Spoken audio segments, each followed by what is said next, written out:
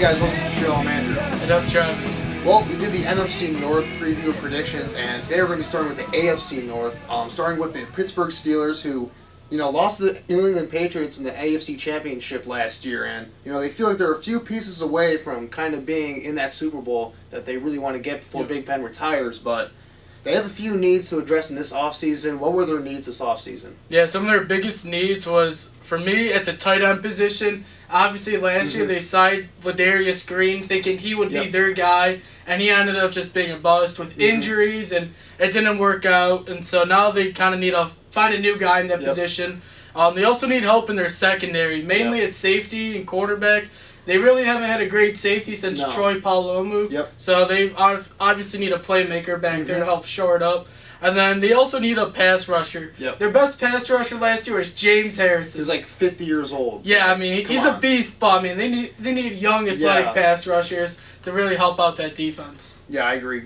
Especially with the the youth part of the pass rush, because they have a lot of. I mean, they tried Jarvis Jones, didn't work out. Bud Dupree kind of came along last year. I felt like. Yeah, he did better. But like we said, James Harrison was their only consistent pass rusher, and he's like a freaking 90-year-old man. So I mean, what can you do there? But just transitioning from their needs. What did they do in free agency to kind of fill those needs and take that next step towards beating the Patriots? Yeah, well, they didn't really address any of their pass rushing issues in free agency, but they did get Cody Sensabaugh from Tennessee. He was a starter there. He wasn't really a great cornerback, but I mean, he'll be average in that secondary. I think that secondary last year was pretty bad, so adding in a guy like that will help. Yeah, they're a young secondary, and they obviously had a lot of draft picks from last year play a lot of important roles for them. So again, to get some veteran depth, I think always helps, and we'll get to their draft later, but.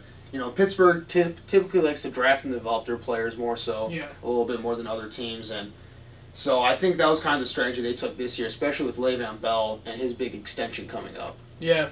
And also just kind of looking on the list, some other additions they had. They added Justin Hunter already to that stacked wide receiver group. It'll be interesting to see what kind of role he has for them.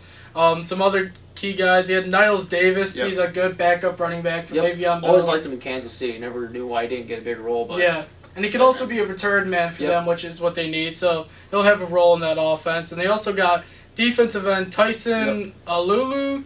I haven't really heard too much about this guy, but I mean, he's from Jacksonville Jaguars. I mean, he was a solid player for them, I guess. I mean, as solid as Jacksonville Jaguars go. I mean, but he's a solid run stopper. He's more of a depth sign. They already have Cam Hayward there and Steven Tuitt. Yeah, they already have a pretty good defensive line anyway. He's just more of a depth guy, I feel like.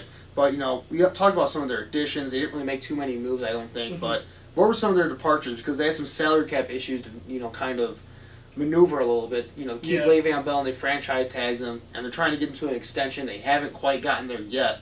But what were some of their departures as a result of that salary cap predicament? Yeah, one of their biggest departures was Lawrence Timmons. I mean, he was the heart and soul for that defense, and it'll be interesting to see how they transition from the post-Lawrence Timmons era. He was a great middle linebacker. He was their play caller, so it'll be interesting to see how that goes. Yeah, he was a little bit getting older and slower a little bit, but he was, again, you can't just overrate that leadership and just the ability to just call plays out for them and kind of be the quarterback of that defense, split that front seven especially. I think they think Ryan Shazier can kind of take over that role. He's more of he's been injured a lot lately though, so I don't know if they can really rely on him to be the guy for them, but he's one of the fastest linebackers in the league, so when he's on the field, he's great. He's really good for them when he's on the field, so hopefully he can transition into that leadership role. Yeah. And there's also some other big free agent departures. We obviously talked about Ladarius Green. That wasn't too big because he didn't really have a role in the offense with injuries. He had a concussion issue, and then we just never knew what happened there. And it's unfortunate it didn't work out because he was going to be a huge weapon for them if he stayed healthy. Yeah, he's a very good athletic tight end who's like 6'6" with speed. So that's a great fit for that offense. Especially, and to replace Heath Miller, who they're trying to replace, who's so reliable for so long, I think they have some talent on the roster that can kind of fill in that gap, but he was supposed to be kind of that complementary piece to Le'Veon Bell and Antonio Brown on offense. Yeah, they got Jesse James, who kind of has similar skills to Heath Miller. He's not as good, but he's kind of their reliable safety valve option. He played well last year for them, though, so I think he can step in and kind of play that role for them. Yeah, he's a good fit for them. Some other big departures, they lost D'Angelo Williams. who really had a lot of big games for the Steelers when either Bell was injured or suspended. I mean, he had a pretty big role for them. Like he's not signed yet, so he might re-sign with them still when training camp goes later. But yeah, if he doesn't re-sign with them, I mean that's a huge loss because any fantasy owner knows this. Whenever Le'Veon Bell was out, DeAndre Williams was having a big game. So he's a great handcuff to have. There was literally no drop-off, really, between Le'Veon Bell and... I mean, from a production standpoint, statistical standpoint, there wasn't a drop-off. Obviously, Le'Veon Bell is...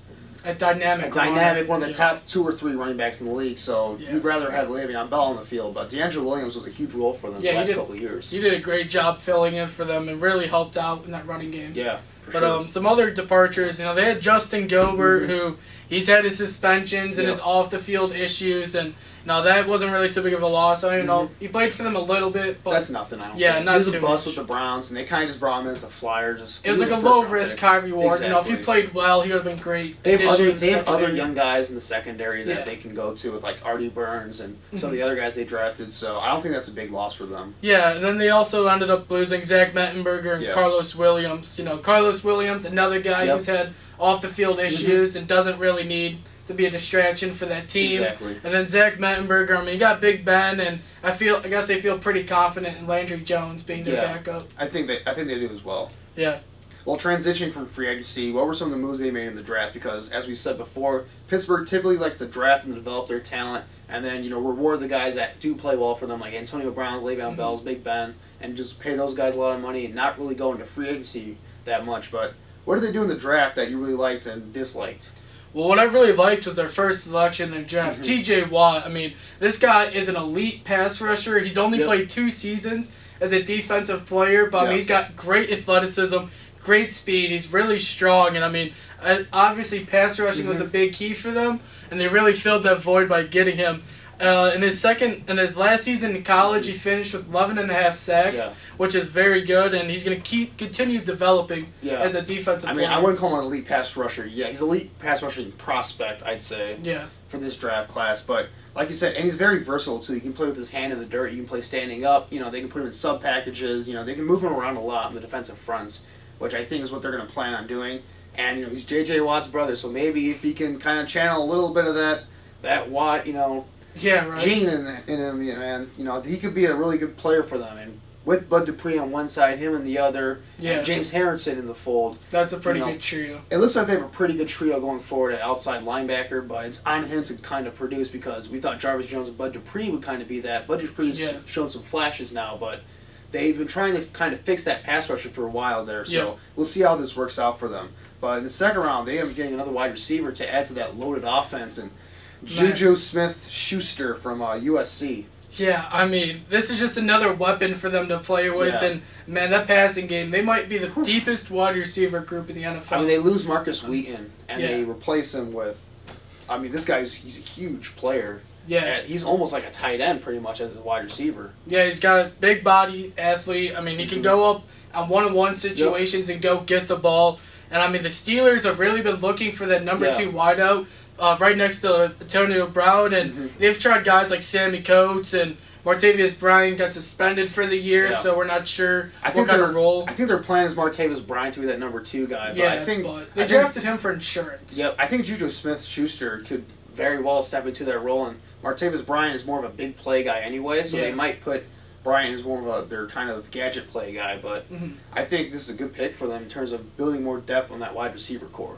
Yeah, and also, if, God forbid, Martavius Bryant gets suspended again, they basically have another guy that they can put in and fill that void. So that was just another depth signing, and, you can never have too many playmakers. No, exactly. The third round, they ended up they had 2 third-round picks that, we really like. The first one's Cameron Sutton, cornerback. What do you see out of him? Yeah, he ended up falling in the third round due to some injuries. Yep. He's kind of had some inconsistent play at times. He's got some size concerns too, which is why he kind of fell. But this is, again, we've talked about how this is such a deep defensive back class. So I think he's a good value to get in the third round. Yeah, definitely. Cornerback was a position of need for them, and he's shown really good instincts on the defensive side of the ball. Sometimes he can be too aggressive, but I think that's a really good signing for them in the third round. Yep. And then their second third-round pick is they took running back James Conner. This is the Pittsburgh hometown kid. What do you think about him? Well, what a story, first of all. It's for him to kind of conquered cancer. Yeah, that's incredible. A la Eric Berry of the Kansas City Chiefs. I mean, that's just an amazing story in its own right. He's right now the #1 jersey sales leader in the NFL. That's awesome. Which is it's awesome. But from a pure football standpoint, I mean, he's a big physical runner who can kind of complement Le'Veon Bell. Is more that he plays that that patient style where he's going to wait for the blocks to develop. James Conner just gets up in there and just. He's going to explode through the hole. Yeah, exactly. He loves to run through the tackles, and like you said, he's a great compliment to Le'Veon Bell. And Le'Veon Bell has had his injuries and his suspensions, so I think people talk about he has such a big workload. James Conner is a guy that can step in and have a few carries a game and help ease the workload for Bell. Yeah, and it's also insurance in case they don't end up re-signing DeAngelo Williams again once training camp concludes. Well, transitioning from the draft to training camp, as training camp is currently underway, what are some of the storylines that the Pittsburgh Steelers need to look out for in training camp? Yeah, obviously I think one of the big storylines is will Artie Burns be able to take the leap and have a bigger role in the secondary? Last year he played a lot as a rookie and got a lot of valuable playing time, and at times he looked really well. I think he's a young, promising corner, and I think going into his second offseason, it'll be interesting to see how he continues to develop. And obviously, cornerback was kind of one of their weaknesses in defense. So it'll be interesting to see how that turns out. Yeah, I mean, they kind of need that defense. Again, they just be serviceable as how, explosive that offense is. They just need to be serviceable, I think, and, kind of fixing that back end of that defense will go a long way. They kind of played the hot hand the last couple of years in terms of the secondary with, their cornerbacks, so many young guys out there. So I think Artie Burns does have the talent, though, to kind of step up and be the man for them in that secondary. I don't know if he's, a shutdown corner or anything like that. But I think if he can be a #1 corner for them and just play solid for them, kind of like Ike Taylor was for such a long time in Pittsburgh, I think that would be good for Pittsburgh Steelers fans. Yeah, another interesting storyline going into the camp is obviously you got the trio of Big Ben, Le'Veon Bell, and Antonio Brown. And one of the biggest downfalls over recent years is they all haven't really been on the field at the same time. I mean, what do you think going into this year, how that will help if they can stay healthy? Well, I mean, they're healthy currently, but Le'Veon Bell still hasn't even reported the training camp yet because he's holding out for a big contract. He believes he should be paid. I think he's quoted saying a #1 running back and a #2 wide receiver is what he's kind of looking for. Yeah.